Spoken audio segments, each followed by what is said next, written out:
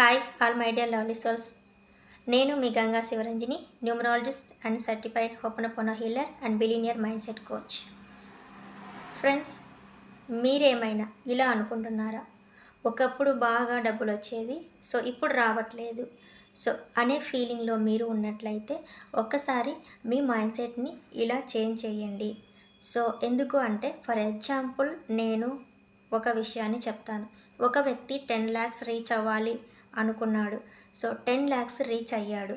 So 10 lakhs reach అయిన వ్యక్తి ఇప్పుడు 2 lakhs వచ్చే ఎవరైతే ఉన్నారో ఆ వ్యక్తి మీద ఫోకస్ చేశాడు. ఎందుకు అంటే, సో నేను 2 lakhs డబ్బు వచ్చే వ్యక్తి కంటే నాకు 10 lakhs వచ్చింది, సో నేను బెటర్ అనుకుంటున్నాడు. సో ఈ మైండ్ సెట్ ఇది ఓకే. కానీ ఇది ఏంటి అంటే ఇలాంటి మైండ్ సెట్ పదే ఇలాంటి థాట్, ఇలాంటి ఎమోషన్ తీసుకోవడం వల్ల ఏమవుతుంది అంటే, తెలియకుండానే సో మళ్ళీ లో మనీ లెవెల్కి వెళ్ళే ఛాన్స్ ఉంటుంది. సో ఇలాంటి మైండ్ సెట్ ఉన్నట్లయితే so change your mind set.